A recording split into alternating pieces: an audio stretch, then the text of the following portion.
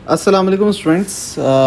अभी तक chapter number 4 आप लोगों ने देख लिया होगा। अच्छा, मैं रिकॉर्डिंग जो है वो असल में डिफरेंट ऑर्डर में कर रहा हूँ, लेकिन जब गूगल ड्राइव पे मैं फ़ोल्डर अपलोड करूँगा, लेक्चर्स अपलोड करूँगा, तो वो एक ऑर्डर में होंगे, चैप्टर 1 चैप्टर 2 से लेके पूरा चैप्टर नंबर 13 तक। तो चैप्टर नंबर 4 आप लोगों का कंप्लीट हो गया होगा। रही बात चैप्टर नंबर 5 की। अब देखो, ये जो कोर्स है ये मैं Sindh board, Punjab board, Sindh board की पुरानी बुक, नई बुक, केपी के बोर्ड सबको कंबाइन करे करवा रहा हूँ। लेकिन जो चैप्टर की तरतीब है, जो चैप्टर के नाम है, वो मैं सिंध बोर्ड की पुरानी बुक थी ना, उसकी मुझे चैप्टर के नाम और तरतीब बड़ी पसंद है, तो मैं उसके हिसाब से करवा रहा हूँ ये। तो उसमें अगर आप देखो तो चैप्टर नंबर 5 जो है वो है ग्रुप्स का। ठीक है। अच्छा, अब इसी से मिलता जुलता एक सेक्शन है जो कि पंजाब बोर्ड की आपको बुक में मिल जाएगा, वो चैप्टर नंबर 2 में होगा। वहाँ पे चैप्टर नंबर 2 उनका, उसमें फंक्शन का पोर्शन भी आ जाता है, सेट का पोर्शन भी आ जाता है, ग्रुप्स का भी आ जाता है, और एक और पोर्शन होता है लॉजिक का। अब सिंध बोर्ड की पुरानी बुक में लॉजिक का कोई टॉपिक ही नहीं था, तो वो भी मैं इसके अंदर इंक्लूड कर रहा हूँ। और अगर आप ऑब्ज़र्व करो, पंजाब बोर्ड की बुक में जो 5वां चैप्टर है वो है पार्शियल फ्रैक्शन का। अच्छा, पार्शियल फ्रैक्शन जो है ये सिंध बोर्ड का बच्चा इंटीग्रेशन में पढ़ता है सेकंड ईयर में, लेकिन पंजाब बोर्ड में फर्स्ट ईयर में उन्होंने पहले से इंट्रोड्यूस किया हुआ है। तो मेरी भी एक कोशिश थी कि पार्शियल फ्रैक्शन को मैं डिटेल में कॉन्सेप्ट बता दूं, ताकि जब आप लोग सेकंड ईयर में आओ, इंटीग्रेशन करो, तो फिर मसला नहीं होगा आपको। तो ये मैंने एक अपनी तरफ से एक चैप्टर बनाया जिसको मैंने चैप्टर 5 बोला, जिसमें ये तीनों टॉपिक मैं इंक्लूड कर दूँगा। ठीक है। अब रही बात कि इसके लेक्चर्स आप लोगों को कैसे मिलेंगे, तो इसके लेक्चर आपको तकरीबन 6 लेक्चर्स होंगे, जिसमें 5 लेक्चर थ्योरी के होंगे, एक MCQs का होगा। और अभी जो लेक्चर है ये पहला होगा, मैं एडिट करके शुरू में लगा रहा हूँ ये। तो अब होगा ये इसमें, क्योंकि डिफरेंट पोर्शन है। ठीक है। और ये मैं ऑलरेडी पहले रिकॉर्ड कर चुका हूँ डिफरेंट वीडियोज़ में, तो मैं नई रिकॉर्डिंग नहीं कर रहा, मैं इसको कंबाइन कर रहा हूँ। काफ़ी डिटेल में मैंने समझाया है ऑलरेडी इसको। तो सबसे पहले जो आप पोर्शन देखोगे वो होगा लॉजिक का। सबसे पहले इसी वीडियो में आपको नज़र आएगा कि लॉजिक मैंने पूरी समझाई हुई होगी। अब लॉजिक क्या होती है, क्या सीन है पूरा, वो सब इसके अंदर मैंने समझाया है। दूसरा पोर्शन जो हम देखेंगे वो होगा ग्रुप्स का। अच्छा, अब बाय द वे जितनी वीडियोस आपको मिलेंगी ये पुरानी वीडियोस हैं, नई मैं रिकॉर्ड नहीं की हुई, तो आपको डिफरेंट वीडियोस एक साथ ज्वाइन हुए हुए नज़र आएंगी पूरी। तो ये लॉजिक के वीडियो काफ़ी पुराना, मेरा जो नेक्स्ट का कोर्स मैं करवाता था उसकी वीडियो है। इसी तरह अगर आप ग्रुप्स की बात करो, तो आप ग्रुप्स में मेन चीज़ जो होती है, सबसे पहले आप प्रॉपर्टीज़ ऑफ बाइनरी ऑपरेशन देखते हो। वो closure property, associative, identity, inverse, commutative, distributive, ये सब ये ऑलरेडी मैंने आप लोगों को चैप्टर 2 में करवा चुका हूँ। चैप्टर 2 में रियल नंबर्स में मैंने ये डिटेल में आपको सारी प्रॉपर्टीज़ कवर करवा दी हैं। तो जो ग्रुप के स्टार्टिंग में आपको जो प्रॉपर्टीज़ वाला पोर्शन पढ़ाया जाता है ना, वो मैं नहीं पढ़ाऊँगा, क्योंकि वो ऑलरेडी मैंने कवर करवा दिए। जो ग्रुप्स के अंदर दूसरा पोर्शन होता है, वो असल में इस सेक्शन का नाम ग्रुप नहीं होना चाहिए था, इस सेक्शन का नाम होना चाहिए था अलजेब्रिक स्ट्रक्चर। लेकिन नॉर्मली ये ग्रुप ही लिखा हुआ होता है हर बुक में, इसको ये असल में होना चाहिए था, क्योंकि अलजेब्रिक स्ट्रक्चर में आप लोग यहाँ पे कितने पढ़ रहे होते हो, 5 के करीब पढ़ रहे होते हो। उसमें एक ग्रुप है, जैसे ग्रुपॉइड, सेमी ग्रुप, मोनॉइड, फिर उसमें से ग्रुप है, फिर उसमें एबिलियन ग्रुप है, और आप डिफरेंट बातें इससे रिलेटेड है। तो असल में सेक्शन जो होना चाहिए वो अलजेब्रिक स्ट्रक्चर होना चाहिए, जिसमें ग्रुप इंक्लूड है। तो सबसे पहले आप प्रॉपर्टीज़ पढ़ते हो। ठीक है। वो मैंने ऑलरेडी आप लोगों को चैप्टर 2 में कवर करवा दिए हैं। ये जो ECAT का कोर्स है इसमें चैप्टर 2 में आपको मिल जाएंगी डिटेल में। तो जो दूसरा पोर्शन है ना अलजेब्रिक स्ट्रक्चर, वो मैं आप लोगों को करवाऊंगा इस लेक्चर के बाद। मतलब जब हमारी लॉजिक कंप्लीट हो जाएगी तो फिर अलजेब्रिक स्ट्रक्चर हमारा स्टार्ट होगा। इससे रिलेटेड सारी थ्योरी, एग्जाम्पल्स डिटेल में मैं कंप्लीट करवाऊंगा।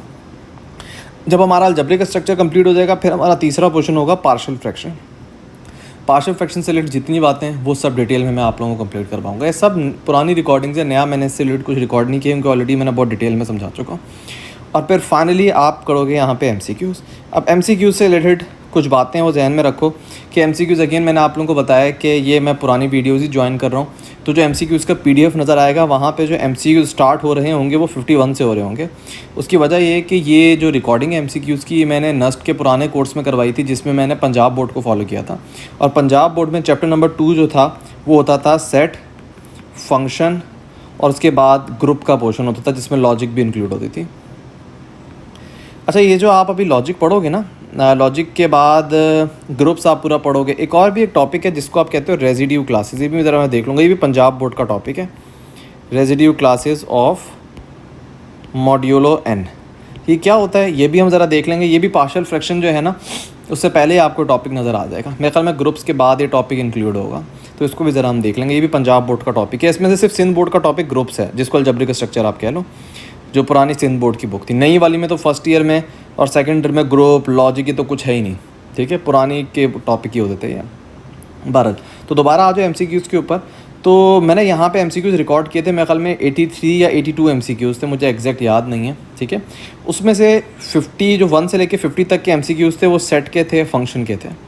उसके बाद 51 से ऑनवर्ड ग्रुप, लॉजिक, ये वाले MCQs थे। तो क्योंकि हमने वो वाला पोर्शन करना है, सेट फंक्शन तो ऑलरेडी डिफरेंट जगहों पे मैंने करवाया हुआ है, सेकेंड ईयर में है, कुछ फर्स्ट ईयर में। तो रही बात ग्रुप की, तो ग्रुप के MCQs 51 से स्टार्ट हो रहे थे। तो जो आपको चैप्टर 5 का MCQs का PDF नज़र आएगा ना, उसमें 51 से MCQs होंगे। और जो लेक्चर आखिरी होगा, 70 लेक्चर जो होगा, उसमें 51 से आप देखोगे MCQs में सॉल्व करवा रहा हूँ। तो 51 से लेके मेरे ख्याल में 82 या 83 तक आपके MCQs होंगे, जिसमें ग्रुप, लॉजिक और ये सब कवर हो रहा होगा, रेजिड्यू क्लासेस जो भी है। और रही बात पार्शियल फ्रैक्शन की, तो पार्शियल फ्रैक्शन का अलग से एक चैप्टर होता था, चैप्टर नंबर 5, ये फर्स्ट ईयर पंजाब बोर्ड की बुक में। तो उसके मैंने अलग से 20 MCQ सॉल्व करवाए थे। तो जो अलग से आपको 1 से लेके 20 MCQ नज़र आएंगे, वो भी मैंने इस चैप्टर 5 के PDF में ज्वाइन किया हुआ है। तो 51 से 83 तक MCQ नज़र आएंगे, फिर आपको नंबरिंग नज़र आएगी 1 से लेके 20 तक। इसमें हम पार्शियल फ्रैक्शन कंप्लीट करेंगे। तो नंबरिंग थोड़ी कंफ्यूजिंग है, इसलिए जहन में रखना है, डिफरेंट टॉपिक्स को मैंने कंबाइन किया हुआ है, दैट्स वाई मैं आप लोगों को पूरी इंस्ट्रक्शन ये दे रहा हूँ। बाकी आप इसी वीडियो से जो लॉजिक का पोर्शन है वहाँ से हम, मतलब जो मेरा चैप्टर 5 जो मैंने बनाया है ना, उसको मैं बाकायदा स्टार्ट कर रहा हूँ। उसके बाद हमारे पास पोर्शन जो है वो लॉजिक का पोर्शन है। अभी सबसे पहली बात ये है कि लॉजिक होता क्या है। लॉजिक पढ़ेंगे, उसके बाद फिर हम ग्रुप्स पे आ जाएंगे और फिर हमारा चैप्टर वाइंड अप हो जाएगा। लॉजिक होता ये है कि यार देखो, अच्छा मुझे कोई परफेक्ट डेफिनेशन नहीं मिली, तो मैंने लॉजिक की डेफिनेशन लिखी हुई नहीं, जो है वो काफ़ी हाई इंग्लिश में है कि समझ नहीं आएगा उस डेफिनेशन से, और ख़ुद मेरी इंग्लिश में हाथ तंग है तो मैं बना नहीं सका। लॉजिक में आप लोगों को समझा देता हूँ होता क्या है, और इसकी आप लोगों को डेफिनेशन पता भी होगी। जैसे आपको स्टेटमेंट देते हो, स्टेटमेंट जैसे जो स्टोन है, इनको जब आप रगड़ते हो तो आपके पास एक स्पार्क प्रोड्यूस होता है। अभी मैंने एक स्टेटमेंट दी है, इसके पीछे रीज़न क्या होगी, लॉजिक क्या होगी। तो आई होप आपको समझ आ गया होगा कि आप किसी भी एक स्टेटमेंट जब आप दे रहे हो, उसके पीछे जो रीज़न है उसको आप क्या बोल रहे होगे कि इसके पीछे लॉजिक क्या है, रीज़न क्या है इसके पीछे। तो ये बेसिकली लॉजिक होती है।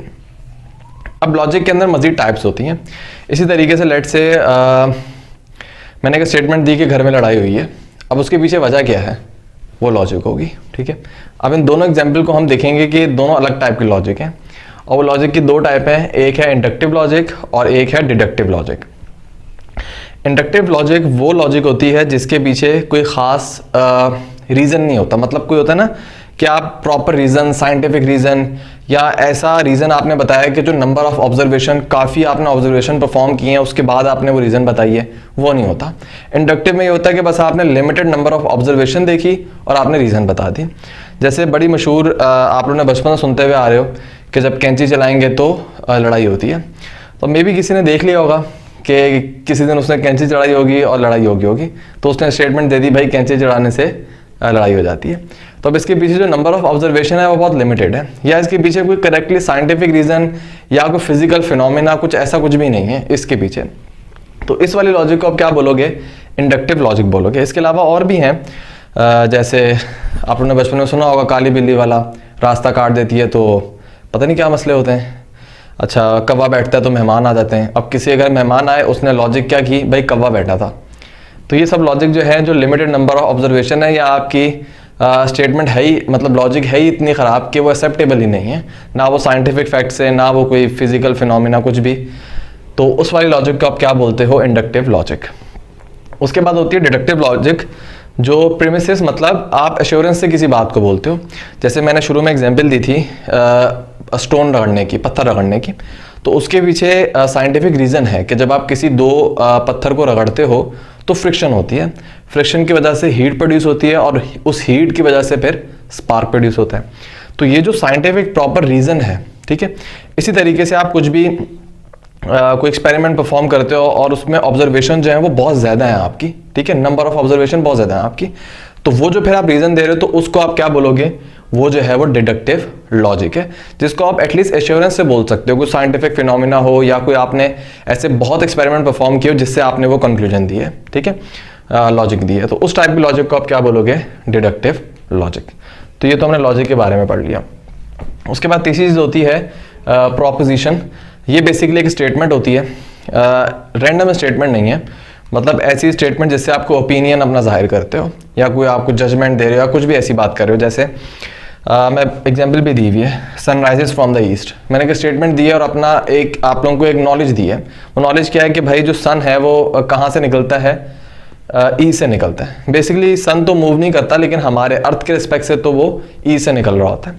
तो ये जो एक बाकायदा प्रोपोजिशन बोलोगे इसको आप। इसी तरीके से 4 इज लेस देन 5 स्टेटमेंट है, मैंने आपको एक चीज़ बताई है इसके अंदर, तो इसको भी आप क्या बोलोगे, प्रोपोजिशन। अब दो ही पॉसिबिलिटी है प्रोपोजिशन में कि या तो स्टेटमेंट गलत होगी या स्टेटमेंट ठीक होगी। जैसे मैं अगर बोल रहा हूँ कि आज बारिश हो रही है, मैंने एक स्टेटमेंट दी है, अब या तो बारिश हो रही होगी या बारिश नहीं हो रही होगी, दो ही पॉसिबिलिटी है। इसी तरीके से अगर मैं बोल रहा हूँ 4 इज लेस देन 5, तो या तो स्टेटमेंट ट्रू होगी या स्टेटमेंट फॉल्स होगी। तो दिखने में लग रहा है ये स्टेटमेंट जो है वो ट्रू है, इसी तरह से ये स्टेटमेंट जो है ये ट्रू है। तो ऐसी स्टेटमेंट जिसमें या तो ट्रू हो सकता है या वो फॉल्स हो सकता है। ऐसी पॉसिबिलिटी नहीं है कि वो ट्रू भी हो और वो फॉल्स भी हो, तो सिर्फ दो ही पॉसिबिलिटी होनी चाहिए, या तो ट्रू या फॉल्स। उस स्टेटमेंट को आप बोलते हो प्रोपोजिशन। उसके बाद आपके पास दो टाइप की लॉजिक हैं, अरिस्टोटेलियन लॉजिक और दूसरी है नॉन अरिस्टोटेलियन लॉजिक। ठीक है, ये बेसिकली डिडक्टिव लॉजिक जो है ना उसकी दो टाइप है। ठीक है, ये वाली लॉजिक जो है जिसका नाम मैंने अभी लिया है वो क्या है, लॉजिक बेस्ड ऑन प्रोपोजिशंस। ऐसी लॉजिक जो प्रोपोजिशन पे बेस कर रही है, मतलब लॉजिक जो है वो भी बेसिकली स्टेटमेंट है ना एक। जैसे मैंने अभी बोला है कि जब दो स्टोन को आप रगड़ते हो तो फ्रिक्शन प्रोड्यूस होती है, ये मैंने एक स्टेटमेंट दी है। ठीक है, तो ऐसी स्टेटमेंट जो प्रोपोजिशन पे बेस कर रही है, मतलब या तो वो स्टेटमेंट ठीक होगी या वो स्टेटमेंट गलत होगी। जैसे मैं कोई भी एक स्टेटमेंट आपको दे रहा हूँ, अगर तो वो ठीक है या वो गलत है, दो ही पॉसिबिलिटी है। तीसरी पॉसिबिलिटी नहीं है कि भाई ठीक भी है और गलत भी है। ठीक है, तो सिर्फ दो स्टेटमेंट हो, मतलब ऐसी लॉजिक जो बेस कर रही हो प्रोपोजिशन पे कि आइदर ट्रू आइदर फॉल्स, उस वाली लॉजिक को आप बोलते हो अरिस्टोटेलियन लॉजिक। और दूसरी जो है logic in which they are more chances other than true और फॉल्स, मतलब उसमें ट्रू और फॉल्स एक साथ भी हो सकता है। मतलब एक ऐसी स्टेटमेंट जो ट्रू भी हो और एक ऐसी स्टेटमेंट जो फॉल्स भी हो, उस वाली स्टेटमेंट को क्या बोलोगे, नॉन अरिस्टोटेलियन लॉजिक। मतलब उसमें ट्रू और फॉल्स के अलावा तीसरी पॉसिबिलिटी या चौथी पॉसिबिलिटी भी हो सकती है। और इसकी एग्जांपल अगर मैं आप लोगों को दूं तो जो रियल वर्ल्ड है ना, जैसे अगर मेडिसिन की आप बात करो तो जैसे डिस्प्रिन होती है। अब किसी से डिस्प्रिन खाने से, अब जैसे मैं एक स्टेटमेंट दे दूं भाई डिस्प्रिन खाने से ना नॉर्मली जो मेडिसिन बना रहे हैं वो क्या क्लेम करेंगे, भाई अगर आप डिस्प्रिन खाओगे तो आपके सर का दर्द जो है वो ठीक हो जाएगा। अब ये जुमला आपने बहुत लोगों से सुना होगा कि यार ये मेडिसिन मुझ पर वर्क नहीं करती। ठीक है, और ये वाकई बात होती है कि कुछ मेडिसिन बेसिकली उसका काम वही होता है वर्क करना, लेकिन वो किसी बंदे पे वर्क नहीं कर रही होती। बहुत सी रीजंस होती हैं लेकिन वो वर्क नहीं करती। तो ये जो मैंने स्टेटमेंट दिया ना कि डिस्प्रिन सर के दर्द में आराम लाती है, तो ये स्टेटमेंट एरिस्टोटेलियन नहीं है। क्यों? इसमें ट्रू और फॉल्स के अलावा तीसरी पॉसिबिलिटी भी है कि मे बी ये स्टेटमेंट किसी के लिए ठीक हो, मे बी ये स्टेटमेंट किसी के लिए फॉल्स हो। किसी को वो आराम लाएगी, किसी को आराम नहीं लाएगी। तो एट द सेम टाइम वो ट्रू भी है, एट द सेम टाइम वो फॉल्स भी है। तो मेडिसिन की फील्ड में अगर आप देखो तो स्टेटमेंट आपको ऐसी मिलेंगी जो नॉन एरिस्टोटेलियन लॉजिक होती है। ठीक है, कि एट द सेम टाइम वो ट्रू भी हो सकती हैं, फॉल्स भी हो सकती हैं। और अच्छा, ये बेसिकली डेफिनेशंस है लॉजिक के अंदर जो आप लोगों को जहन में होनी चाहिए, उसके बाद आप मजीद और पढ़ोगे। और आखिरी चीज़ है ट्रुथ वैल्यू। ट्रुथ वैल्यू क्या होती है भाई, अगर मैं एक स्टेटमेंट दूं, वो स्टेटमेंट ट्रू है या वो स्टेटमेंट फॉल्स है। अगर मैं प्रोपोजिशन की बात कर रहा हूँ अभी कि या तो वो ट्रू होगी या वो फॉल्स होगी, तो ये जो मैं बता रहा हूँ ना ट्रू या फॉल्स, इसको आप क्या बोलते हो, truth value. The true and falsity of proposition. जैसे एक प्रोपोजिशन है कि स्टेटमेंट है पी, वो या तो ट्रू है या वो फॉल्स है, तो ये ट्रू और फॉल्स जो है ना इसको आप बोलोगे ट्रुथ वैल्यू। ठीक है, तो ये तो कुछ बेसिक बातें आपने लॉजिक से सीख ली। उसके बाद है मेजर स्टेटमेंट इन लॉजिक। कुछ स्टेटमेंट हैं जो लॉजिक में आप पढ़ोगे, एमसीक्यूज में काफ़ी आती हैं। उसमें सबसे पहली चीज़ है निगेशन। निगेशन क्या होता है, देखो अगर मैं आपको एक स्टेटमेंट दे रहा हूँ कि आज बारिश हो रही है, ठीक है, तो इसकी निगेशन क्या होगी, आज बारिश नहीं हो रही। ठीक है, निगेशन मतलब आपने अपोजिट बोलना है उस स्टेटमेंट का। शो कैसे करते हैं, या तो वेव बनाते हैं या इस टाइप का सिंबल होता है। ठीक है, तो if P is any proposition and if P is true, देखो अगर पी ट्रू है तो उसका निगेशन क्या हो जाएगा, फॉल्स हो जाएगा। जैसे आज बारिश हो रही है और वाकई में आज बारिश हो रही है, इसका मतलब मेरा स्टेटमेंट जो है, मेरी स्टेटमेंट वो ट्रू है। इसकी निगेशन क्या होगा, आज बारिश नहीं हो रही, तो ये गलत बात है ना, आज बारिश हो रही है। इसका मतलब अगर पी ट्रू है तो उसकी निगेशन क्या होगी, फॉल्स हो गई। और अगर P फॉल्स है, मतलब अगर मैं बोलूं कि आज बारिश हो रही है और बारिश नहीं हो रही आज, तो इसका मतलब मैंने स्टेटमेंट गलत दी है। तो आज बारिश हो रही है, इसका निगेशन क्या होगा, आज बारिश नहीं हो रही, और इस दिन वाकई बारिश नहीं हो रही थी, इसका मतलब उसका निगेशन क्या है, ट्रू है। तो अगर P ट्रू, उसका निगेशन फॉल्स, अगर P फॉल्स, उसका निगेशन ट्रू। आप एक ट्रुथ टेबल बनाते हो, ट्रुथ टेबल में क्या होगा, जैसे एक स्टेटमेंट है P और उसके नेगेशन को हम किस तरह शो करेंगे, इस तरीके से। दो ही पॉसिबिलिटी है स्टेटमेंट में, या तो वो ट्रू है तो उसकी नेगेशन फॉल्स, अगर वो फॉल्स है तो उसकी नेगेशन ट्रू, ठीक है। उसके बाद दूसरी स्टेटमेंट जो है वो है कंजंक्शन। कंजंक्शन जो है इसमें ये वाला सिंबल है इसका, और नॉर्मली हम एंड से शो करते हैं इसको। एंड कहने का मतलब, हम पढ़ लेते हैं डेफिनेशन, द कंजंक्शन P, ये कंजंक्शन का सिंबल है, Q, इसको आप इस तरह भी बोल सकते हो P एंड Q, ठीक है, इज ट्रू। ये जो कंजंक्शन जो एक स्टेटमेंट है ना, P and Q is true when both P and Q are true. जब P और Q ये दोनों स्टेटमेंट ट्रू होंगी, तब उनका कंजंक्शन भी जो है वो भी क्या होगा, ट्रू होगा। जैसे मैं एग्जांपल देता हूं कि यहां पे मैं एग्जांपल देता हूं, दो स्टेटमेंट बनाते हैं। पहली स्टेटमेंट है 4 + 5 = 9, ठीक है, एंड 4 इज लेस देन 5। अब ये एक स्टेटमेंट लेट कर लो P है, ये स्टेटमेंट लेट कर लो Q है, ठीक है। तो इनका कंजंक्शन मतलब एंड, जब कंजंक्शन की बात करूं तो एंड आएगा, और जब डिसजंक्शन की बात करूं तो और आएगा। तो ये जो मैंने स्टेटमेंट दी है ना P एंड Q, जो इनका कंजंक्शन मतलब एंड से मैंने लिखा हुआ है, ये पूरी स्टेटमेंट मतलब दोनों स्टेटमेंट को अगर मैं कंबाइन करूं, ये उस वक्त ट्रू होगी जब ये दोनों ट्रू हैं, ठीक है। अगर इनमें से एक भी फॉल्स हो जाएगी तो ये ट्रू नहीं होगी, ठीक है। तो कंजंक्शन में अगर P ट्रू है और Q ट्रू है, तब ये पूरी स्टेटमेंट जो है वो क्या होगी, ट्रू होगी। तो जैसे मैंने देखो ट्रुथ टेबल बनाया हुआ है, अगर दो स्टेटमेंट है ना तो चार पॉसिबिलिटी बनती है। देखो जब एक स्टेटमेंट थी तो दो ही पॉसिबिलिटी थी, ट्रू फॉल्स, ठीक है। लेकिन जब दो स्टेटमेंट है आपके पास P एंड Q, तो चार पॉसिबिलिटी है कि P ट्रू हो, Q फॉल्स हो, इसी तरह P ट्रू, Q ट्रू, फिर फॉल्स ट्रू, फॉल्स फॉल्स, ठीक है। इसी तरह अगर तीन स्टेटमेंट होंगी तो 8 पॉसिबिलिटी बनेंगी। अब देखो अगर मैंने बताया कि कंजंक्शन जो है, जो एंड वाली स्टेटमेंट है, ये उसी वक्त ट्रू होगी जब P और Q दोनों स्टेटमेंट ट्रू हैं। तो देखो P ट्रू, Q ट्रू, तभी P एंड Q जो है वो ट्रू है। बाकी तीनों केसेस में P एंड Q फॉल्स होगी। जैसे अगर P ट्रू है, Q फॉल्स, तब भी ये फॉल्स। इसी तरह ये फॉल्स, ये ट्रू, तब भी फॉल्स। अगर दोनों फॉल्स तो ऑब्वियसली ये क्या हो जाएगी, फॉल्स हो जाएगी। ये बात होगी कंजंक्शन की। डिसजंक्शन क्या होता है, और आए, ठीक है। और जब और आ जाए ना तो समझ जाओ कि एटलीस्ट कम से कम एक ट्रू हो जाए तो और वाली स्टेटमेंट ट्रू हो जाएगी। जैसे द डिसजंक्शन इज फॉल्स, मतलब ये स्टेटमेंट फॉल्स उसी वक्त होगी जब दोनों फॉल्स हैं, ठीक है। मतलब ये भी फॉल्स हो, ये भी फॉल्स हो, तब आप बोलोगे डिसजंक्शन जो है वो भी फॉल्स है।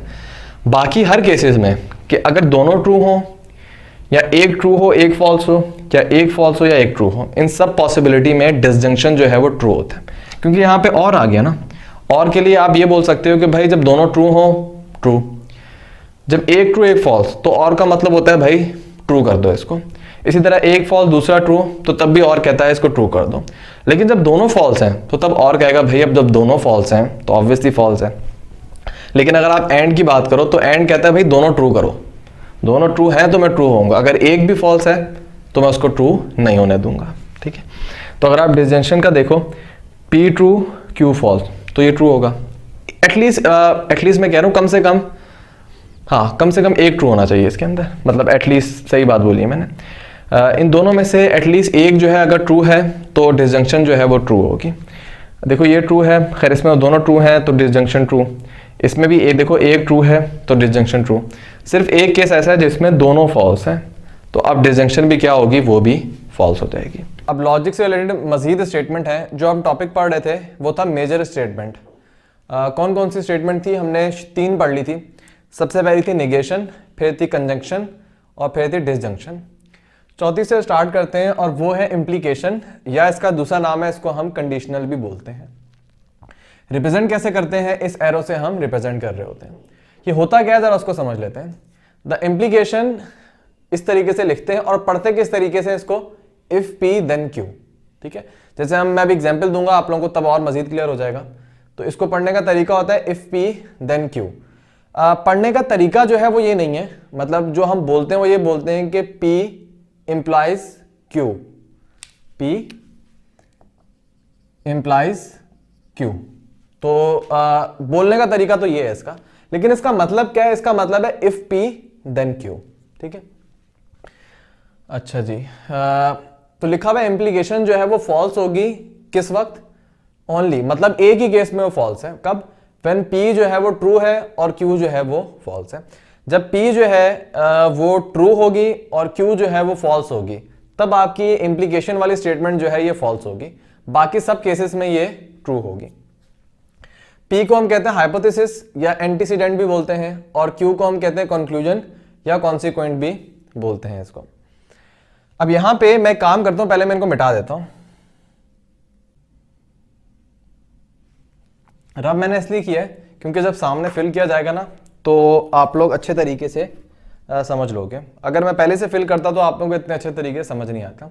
इसी तरीके से दो बातें हैं, एक तो मैं कभी स्पीड तेज हो जाती है, मेरी कोशिश होती है मैं स्पीड तेज ना करूं, लेकिन बहरहाल मेरी कोशिश होती है मैं तेज ना करूं, अगर हो जाए तो माजरत। दूसरी चीज़, मैं पहले से लिखी हुई होती हैं चीज़ें मेजॉरिटी। उसकी रीज़न ये है कि आप लोगों को पता है मैं नोट्स भी देता हूँ, इस पूरी चीज़ों की मैं नोट्स दे रहा होता हूँ। तो अगर मैं सामने लिखूँ ना, अब इतनी प्यारी राइटिंग में मैं लिखूंगा तो वीडियो का टाइम तो आपको पता है कितना लंबा हो जाएगा। तो इसलिए मैं प्रॉपर तरीके से लिखता हूँ, तस्वीर ले लेता हूँ, उसके बाद आप लोगों को समझा रहा होता हूँ। तो अगर प्रॉब्लम हो तो नहीं होनी चाहिए, क्योंकि मैं डिटेल से समझा रहा होता हूँ। अच्छा, अब जरा इसके बारे में समझ लेते हैं। अभी तक आप लोगों को समझ नहीं आया होगा इम्प्लीकेशन है क्या। मैं एक एग्जाम्पल देता हूँ, उसके बाद आप लोगों को समझाता हूँ कि इम्प्लीकेशन होती क्या चीज़ है। देखो, इम्प्लीकेशन ये है कि मैं आप लोगों को स्टेटमेंट देता हूँ इसी से रिलेटेड, कि अगर आप लोग मुझसे तैयारी करोगे तो आप नस का टेस्ट क्लियर कर लोगे। ये इफ एंड देन की स्टेटमेंट है। इफ, अगर मुझसे तैयारी करोगे, देन नस का टेस्ट क्लियर कर जाओगे। तो इसमें P क्या है? मुझसे तैयारी करना, और Q क्या है? नस का टेस्ट क्लियर कर जाना। ठीक है, अब ये जो मैंने स्टेटमेंट दी है ये ट्रू कब होगी? अगर आप लोग मुझसे तैयारी करोगे तो नस का टेस्ट क्लियर कर जाओगे, ये ट्रू कब होगी और ये फॉल्स कब होगी? देखो, अगर आप कोई चीज़ बाय करने जाते हो, लेट से आप कोई इलेक्ट्रॉनिक अप्लायंस बाय करने गए हो, ठीक है, उसकी 3 साल की वारंटी है। अब जो भी शॉप वाला है उसने स्टेटमेंट आपको क्या दी कि 3 साल तक इसको मसला नहीं होगा। अगर 3 साल में मसला हुआ तो आप वापस करवा सकते हो या ठीक करवा सकते हो, जो भी है। ठीक है, तो 3 साल की उसने वारंटी दे दी। अगर वो प्रोडक्ट 1 साल में खत्म हो गई, खराब हो गई, तो आप उसको जाके वारंटी क्लेम कर लोगे। ठीक है, जो उसने स्टेटमेंट दी थी उसको आप जाके क्लेम करोगे, भाई जो आपने स्टेटमेंट दी थी वो गलत है, ये खराब हो गई है, अब मुझे इसको ठीक करके दो। ये पहला केस है।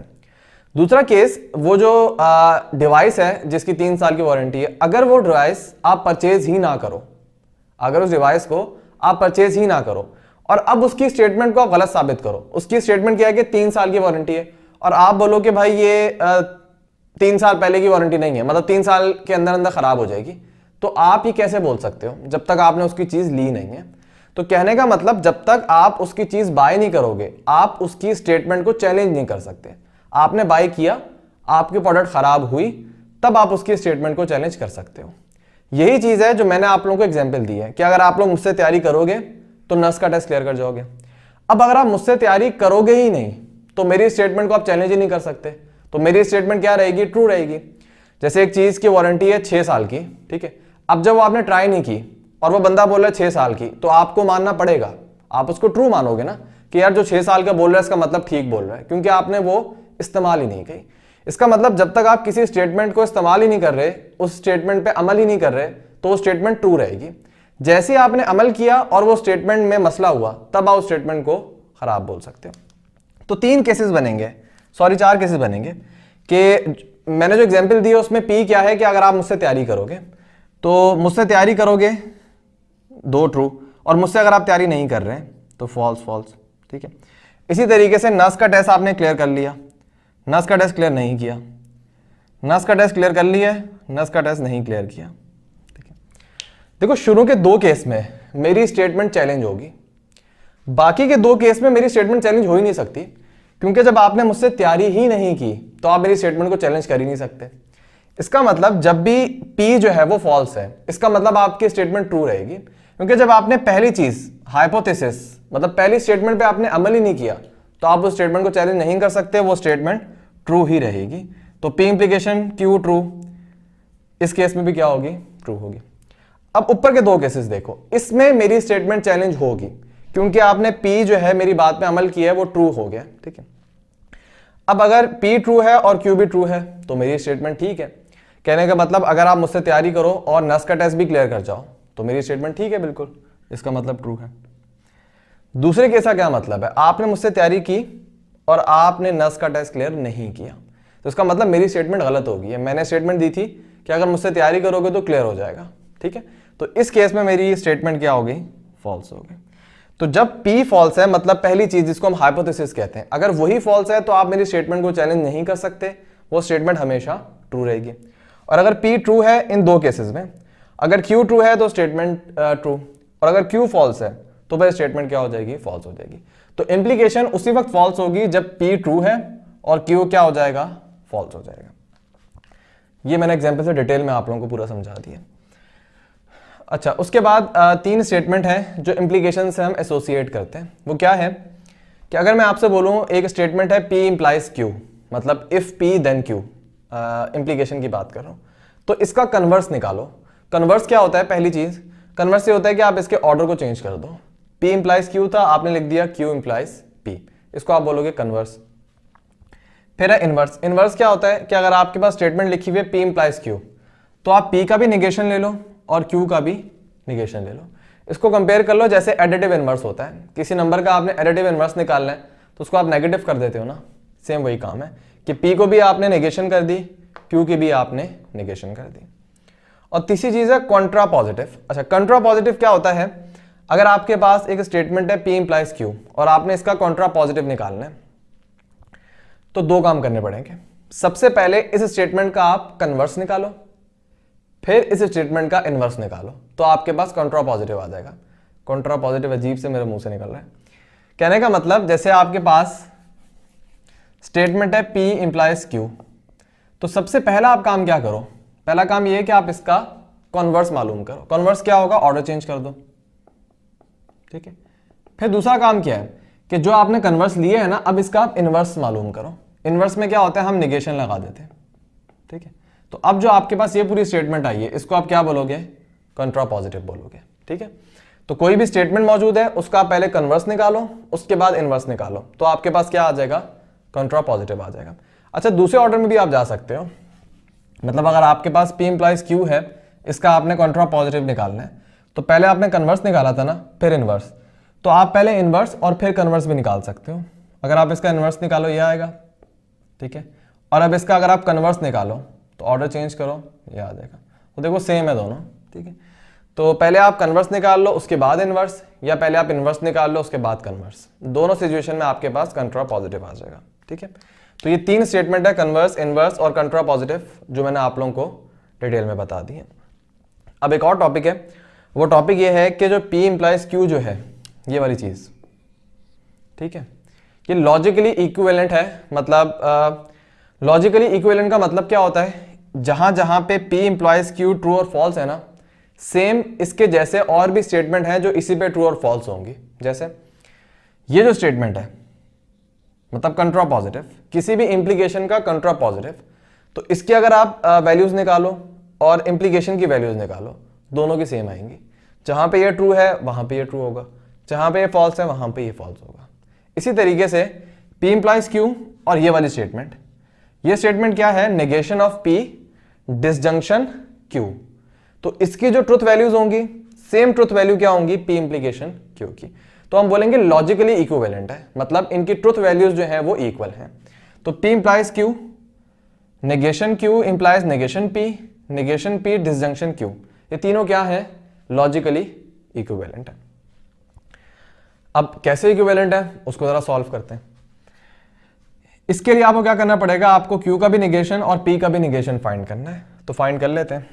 ये P है ना, इसका निगेशन क्या होगा, जो इसकी वैल्यू है उसको चेंज कर दो। जैसे ये ट्रू है, false, true, false, false, true, false, true, ठीक है।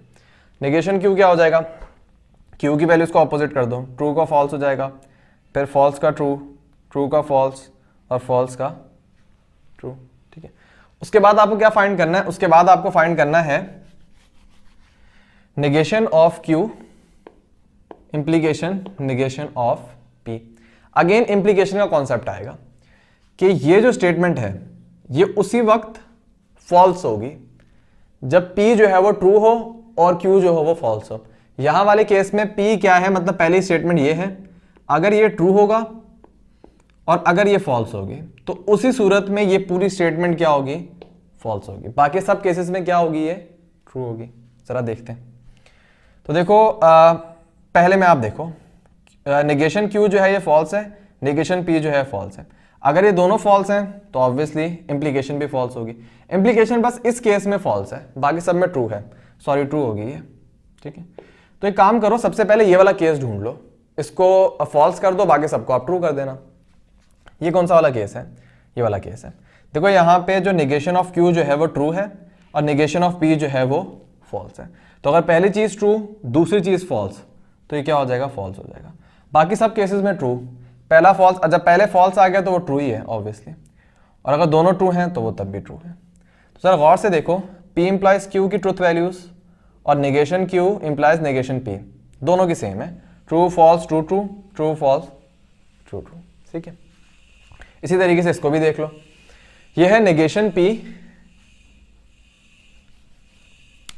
नेगेशन P और डिसजंक्शन Q। डिसजंक्शन में क्या होता है, डिसजंक्शन में होता है कि अगर इनमें से एक स्टेटमेंट भी ट्रू है तो आंसर ट्रू होगा। तो पहले हम देखते हैं कि फॉल्स कब होती है। ये फॉल्स उस वक्त होती है जब दोनों फॉल्स हैं, जब ये दोनों फॉल्स हैं तब ये फॉल्स होती है। बाकी हर कंडीशन में ये स्टेटमेंट क्या होती है, ट्रू होती है। अच्छा अब देखिए नेगेशन P जो है वो फॉल्स है और जो Q है, अच्छा इसमें Q देखना है आपने, बस पहली चीज है नेगेशन P और दूसरी चीज है Q, मतलब ये वाला कॉलम और Q वाला कॉलम, ठीक है। अब देखो पहली चीज फॉल्स है दूसरी चीज ट्रू है तो आंसर ट्रू आएगा। पहली चीज फॉल्स दूसरी चीज भी फॉल्स, जब दोनों फॉल्स हो तब इसका आंसर क्या होता है, फॉल्स होता है। इसी तरह एक फॉल्स एक ट्रू तब भी ट्रू, एक फॉल्स एक ट्रू तब भी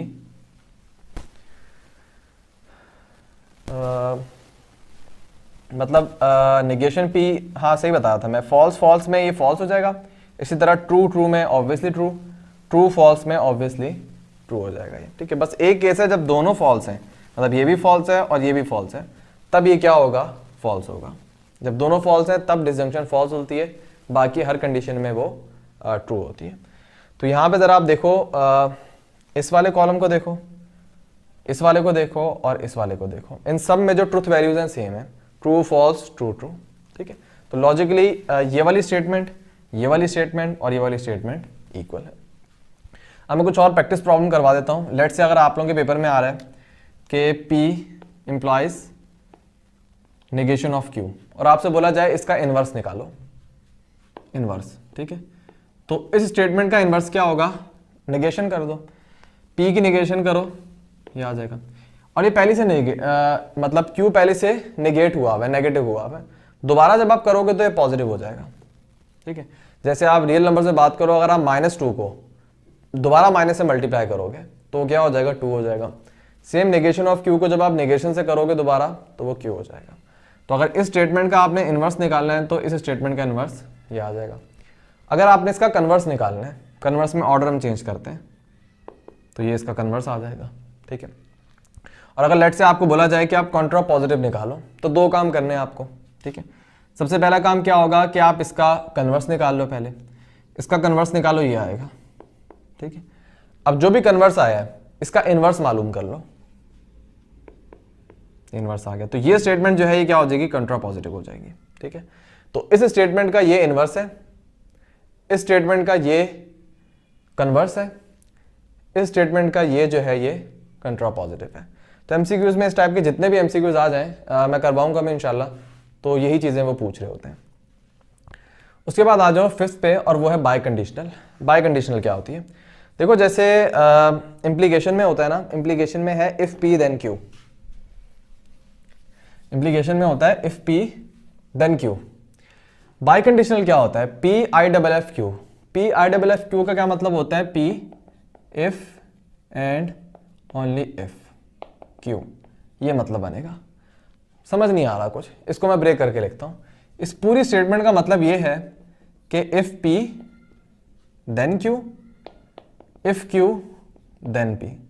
मतलब पहली चीज क्या है, ये इंप्लीकेशन है, ठीक है। अगर इंप्लीकेशन रिवर्स ऑर्डर में भी ट्रू है, मतलब देखो P देन Q, ये इंप्लीकेशन है। और अगर आप इसको रिवर्स कर दो Q देन P, अगर ये दोनों केसेस में ट्रू है तब आपकी बाई कंडीशनल क्या होगी, ट्रू हो जाएगी। ठीक है, तो जरा कंसीडर करते हैं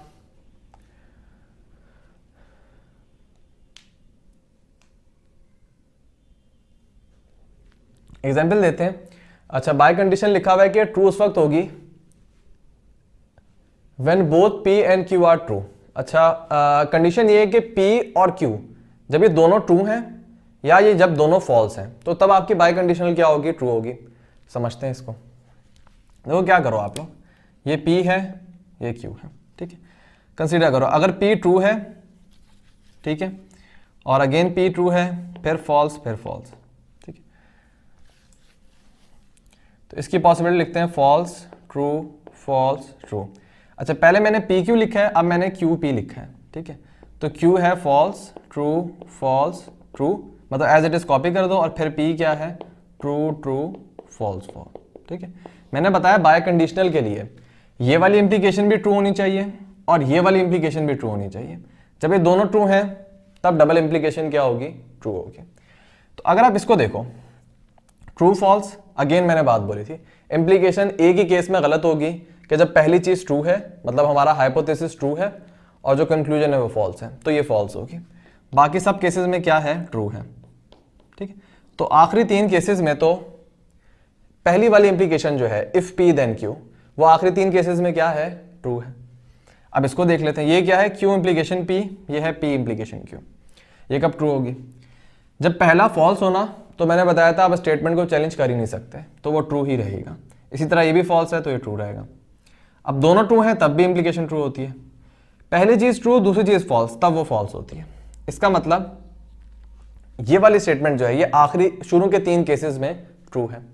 अब पहली स्टेटमेंट आखिरी तीन केसेस में, ये वाली स्टेटमेंट शुरू के तीन केसेस में ट्रू है। इनका इंटरसेक्शन निकालो, मतलब जहां ये कॉमन है, कॉमन ये वाला रीजन है इनका। अगर आप इस वाले रीजन में देखो तो इस वाले रीजन में ये दोनों ट्रू हैं, ठीक है। तो यहां से आपको एक रिजल्ट मिलेगा। रिजल्ट ये मिलेगा जब ये दोनों ट्रू हैं, जब ये दोनों फॉल्स हैं। इसी तरह यहां भी दोनों ट्रू हैं, यहां भी दोनों फॉल्स हैं। तो जब दोनों ट्रू होंगे, P और Q दोनों ट्रू हैं या P एंड Q दोनों फॉल्स हैं, तो तब आपकी जो बाय कंडीशनल है वो क्या होगी, ट्रू होगी। तो यही चीज मैंने लिखी है कि अगर P और Q जो है बोथ ट्रू हैं या बोथ फॉल्स हैं, तब आपकी बाय कंडीशनल ट्रू होगी। बाकी सब केसेस में बाय कंडीशनल जो है वो फॉल्स होगी। अब टेबल में किस तरह लिखूंगा, लेट कर लो P true false true false, और उसको लेट कर लो ट्रू ट्रू फिर फॉल्स फॉल्स, ठीक है। अगर बाय कंडीशनल बोला जाए तो बाय कंडीशनल उस वक्त ट्रू होगी जब दोनों ट्रू हैं। ये दोनों ट्रू हैं तो ट्रू। इसी तरह जब दोनों फॉल्स हैं तब ये ट्रू होगी। बाकी दोनों केसेस में क्या हो जाएगी, ये फॉल्स हो जाएगी। तो इम्प्लीकेशन में आप याद रखना कि इम्प्लीकेशन जो है वो एक ही केस में गलत होगी। वो कौन सा केस है, जब पहली चीज ट्रू हो और दूसरी चीज फॉल्स हो, तो इम्प्लीकेशन गलत है। बाकी सब केसेस में इम्प्लीकेशन ठीक होगी। बाय कंडीशनल में जब दोनों ट्रू हैं और जब दोनों फॉल्स हैं तो तब स्टेटमेंट ट्रू होगी। बाकी सब केसेस में स्टेटमेंट फॉल्स होगी। तो इस तरीके से आपको याद रखने में आसानी होगी। तो ये हमारा जो मेजर स्टेटमेंट का पोर्शन था ना, वो खत्म हो गया, ठीक है। उम्मीद है आप लोगों को समझ आ गया होगा। कुछ और टर्म है लॉजिक से रिलेटेड, उनको देख लेते हैं। सबसे पहली है टॉटोलॉजी। कि टॉटोलॉजी वो स्टेटमेंट होती है जो हमेशा क्या होती है, ट्रू होती है। मतलब उसकी ट्रूथ वैल्यूज जो हैं वो हमेशा क्या होंगी, ट्रू होंगी। जैसे मैं एग्जांपल देता हूं कि इट इज रेनिंग और इट इज नॉट रेनिंग। अच्छा, मजे की बात क्या है, इसको जरा गौर से देखना, और आ गया, ठीक है। तो अगर मैं यहां पे पॉसिबिलिटी बनाऊं, अच्छा ये है रेनिंग एक स्टेटमेंट है और ये उसकी नेगेशन है। मतलब लेट कर लो अगर रेनिंग है P तो नॉट रेनिंग क्या हो जाएगी, नेगेशन P, ठीक है। तो अगर P ट्रू है उसकी नेगेशन फॉल्स, अगर P फॉल्स है तो उसकी नेगेशन क्या हो जाएगी, ट्रू हो जाएगी। लेकिन दरमियान में मैंने क्या लगाया है, और लगाया है। और के वक्त अगर आपको याद हो, और को हम डिसजंक्शन से शो करते हैं। और में क्या होता है, अगर एक भी ट्रू है तो आंसर आपका ट्रू आता है, लेकिन अगर दोनों फॉल्स हैं तो फिर आपका आंसर फॉल्स हो जाता है। तो यहां पे देखो एक ट्रू है इसके अंदर तो ये भी ट्रू, इसी तरह इसमें भी एक ट्रू है तो ये भी ट्रू। तो आपकी स्टेटमेंट थी ना P disjunction Q। P disjunction negation of P। तो जरा इसको देखो, इसमें सब क्या है, ट्रू है। तो ऐसी स्टेटमेंट जिसमें जस्ट आपके पास ट्रू आ रहा है, तो उस स्टेटमेंट को आप क्या बोलोगे, टॉटोलॉजी। दूसरी स्टेटमेंट है, दूसरी टर्म है एब्सर्डिटी और कॉन्ट्राडिक्शन। वो क्या होगी कि भाई ऐसी स्टेटमेंट जो हर केस में फॉल्स है, उसको कंसीडर कर लेते हैं। चेंजिंग मैंने क्या करनी है, बस मैंने चेंजिंग करनी है कि मैं इसके दरमियान एंड डाल दूं। एंड मतलब कंजंक्शन, कि it is raining and it is not raining. अच्छा, ये जुमला वैसे ही दिखने में आपको गलत लग रहा है, क्यों? ऐसा पॉसिबल है कि रेनिंग हो भी रही हो एंड मतलब उसके साथ साथ रेनिंग नहीं भी हो रही हो। और का मतलब होता है या तो बारिश हो रही है या बारिश नहीं हो रही। एंड का मतलब है बारिश हो रही है और बारिश हो रही है और बारिश नहीं भी हो रही। इसकी सेंस नहीं बनेगी ना। और वैसे मैंने आपको बताया था डिसजंक्शन उस वक्त ट्रू होगी जब दोनों ट्रू हैं, तब डिसजंक्शन ट्रू होगी, वरना डिसजंक्शन हमेशा फॉल्स होगी। तो यहां पे देखो ट्रू फॉल्स, इनमें से दोनों ट्रू नहीं है तो इसका मतलब फॉल्स है। इसी तरह इसमें भी दोनों ट्रू नहीं है तो ये भी फॉल्स है। तो अब जो ये वाली स्टेटमेंट बन गई ना, इस वाली स्टेटमेंट को आप क्या बोलोगे, एब्सर्डिटी या कॉन्ट्राडिक्शन, क्योंकि इसमें कोई भी ट्रुथ वैल्यू जो है वो ट्रू नहीं है, सब के सब क्या है, फॉल्स है। ठीक है, तो एमसीक्यूज में आपको कोई स्टेटमेंट दे भी सकते हैं, वो जैसे यही दे दें, P conjunction negation of P, और आपसे पूछें ये क्या है, तो आप बोलोगे भाई ये कॉन्ट्राडिक्शन है। इतना आप स्मार्ट हो जाओ कि आपको पता हो कि ऑप्शन के हिसाब से आपने किस तरीके से रिएक्ट करना है। ठीक है, तो हमेशा अगर फॉल्स हो तो कॉन्ट्राडिक्शन और हमेशा ट्रू हो तो टॉटोलॉजी। और तीसरा है कॉन्टिंजेंसी। वो तो मैंने खैर आपसे केस काफ़ी डिस्कस किए हैं। जो P इम्प्लाइज Q है ये कॉन्टिंजेंसी है। कॉन्टिंजेंसी तो नाम इनके ऐसे हैं। तो ये जो है कंटिजेंसी ये होता है कि भाई या तो कुछ ट्रू होंगे या कुछ फॉल्स होंगे, उसमें से कुछ वैल्यूज आपकी ट्रू होंगी, कुछ वैल्यूज फॉल्स होंगी। तो जितनी मैंने आपको अभी एग्जांपल दी है इम्प्लीकेशन में या बाय कंडीशनल में, बाय कंडीशनल भी इसमें आएगा, उसमें देखना आखिरी कॉलम में, मतलब ये जो कॉलम होगा, ठीक है, इसमें आपके पास शुरू के 3 या जो भी हैं 3 केसेस में ट्रू आती है और एक केस में फॉल्स आती है। ठीक है, और ये वाली स्टेटमेंट जो है ये 2 केसेस में ट्रू होती है और 2 केसेस में फॉल्स होती है। तो इन दोनों स्टेटमेंट को देखो, इसमें कुछ ट्रू है और कुछ फॉल्स हैं। जो मैंने अभी एग्जांपल दी थी ना, यहाँ टेबल बनाया था और ये तो बना हुआ है आपके सामने कि 2 फॉल्स 2 ट्रू, तो इसमें कुछ ट्रू हैं कुछ फॉल्स हैं, तो ऐसी स्टेटमेंट को आप बोलते हो कंटिजेंसी। उसके बाद आखिरी टॉपिक है और वो है क्वांटिफायर्स। वो क्या है कि भाई ऐसे सिंबल्स या वर्ड्स भी हो सकते हैं जो आपको किसी के बारे में आइडिया देते हैं कि ये चीज़ कितनी है। आइडिया देने का मतलब क्वांटिटी होती है ना, कोई क्वांटिटी है तो आपको वो आइडिया देगा भाई ये क्वांटिटी इतनी है। ठीक है, तो उस वाले को आप बोलते हो क्वांटिफायर्स, जो आपको किसी क्वांटिटी के बारे में आइडिया देते हैं। 2 टाइप के क्वांटिफायर्स होते हैं, एक होता है यूनिवर्सल। यूनिवर्सल क्या होता है, ये जो सिंबल बनाया हुआ है ना, इसको हम फॉर ऑल कहते हैं। तो नाम में क्या लग रहा है, सबके लिए, फॉर ऑल। तो इस वाले क्वांटिफायर को आप बोलोगे यूनिवर्सल। और एक है एग्जिस्टेंशियल। हाँ, एग्जिस्टेंशियल वो होता है देयर एग्जिस्ट, मतलब उसमें सबके लिए नहीं है, कुछ लोगों के लिए, उसमें क्या होगा, देयर एग्जिस्ट। ठीक है, तो इतना इंपॉर्टेंट को टॉपिक नहीं है, बुक में है तो मैंने डिस्कस कर लिया है। तो पेपर में अगर पूछें क्वांटिफायर कितने हैं तो आप लोग बोलोगे 2 क्वांटिफायर हैं। या इस तरीके से पूछ सकते हैं कि यूनिवर्सल क्वांटिफायर क्या होता है, ऑप्शन में सारे सिंबल्स होंगे, आप ये वाला ठीक कर लेना। इसी तरह एग्जिस्टेंशियल का जो है उसका भी पूछ सकते हैं। ये पूरा टॉपिक है। अब थोड़ी सी बातें रहेगी लॉजिक से रिलेटेड, उसके बाद फिर हम ग्रुप्स पे बोल के ना अजीब मुंह से निकल रहा है, ग्रुप्स पे इंशाल्लाह शिफ्ट हो जाएंगे हम। उसके बाद एक और टॉपिक रह गया है। ये टॉपिक तो मैंने आप लोगों को बता दिया है, लॉजिकली इक्विवेलेंट। लॉजिकली इक्विवेलेंट ये होता है कि सेम ट्रुथ वैल्यूज हो। तो पी इम्प्लीकेशन क्यू की आप ट्रुथ वैल्यूज निकालो और आप इस स्टेटमेंट की ट्रुथ वैल्यूज निकालो, जो मैंने अभी आप लोगों को करके भी दिखाया था, सेम ट्रुथ वैल्यूज होती है। इसी तरह इसकी निकालो और इसकी निकालो, सेम ट्रुथ वैल्यूज होंगी। एमसीक्यूज में नॉर्मली ये स्टेटमेंट जो है ना, इसका डायरेक्ट पूछ लेते हैं कि वो पूछते हैं कि पी इम्प्लीकेशन क्यू जो है लॉजिकली इक्विवेलेंट किसके है, तो आपको ऑप्शन में ये वाली स्टेटमेंट नजर आ जाएगी। लेकिन जो दूसरा वाला केस है ना, इसमें वो वर्डिंग से पूछ रहे होते हैं। अगर आप जरा गौर से देखो, इस स्टेटमेंट का मैंने कॉन्ट्रा पॉजिटिव निकाला हुआ है। तो मैंने बताया था कोई भी आपके पास इम्प्लीकेशन है, तो अगर आप इम्प्लीकेशन की ट्रुथ वैल्यूज निकालो और उस इम्प्लीकेशन की कॉन्ट्रा पॉजिटिव की ट्रुथ वैल्यूज निकालो, तो वो हमेशा क्या होंगी, आपस में सेम होंगी। तो ये इस स्टेटमेंट का कॉन्ट्रा पॉजिटिव है, दैट्स वाई इसकी ट्रुथ वैल्यूज सेम है। तो इस वर्डिंग को याद रखना कि कॉन्ट्रा पॉजिटिव किसी भी इम्प्लीकेशन का लॉजिकली इक्विवेलेंट होता है। जैसे आपको एमसीक्यूज में इस तरह भी बोल सकते हैं, P implies negation of Q। और आपसे ये पूछें कि भाई ये किसके लॉजिकली इक्विवेलेंट है, ये स्टेटमेंट जो है ये किसके लॉजिकली इक्विवेलेंट है, तो आपने कुछ नहीं करना, बस इसका कंट्रा पॉजिटिव निकाल लो। कंट्रा पॉजिटिव निकालने के लिए 2 स्टेप होते हैं। पहला स्टेप इसका कन्वर्स निकालो, कन्वर्स आ गया। दूसरा स्टेप इसका इनवर्स निकालो, इनवर्स आ गया।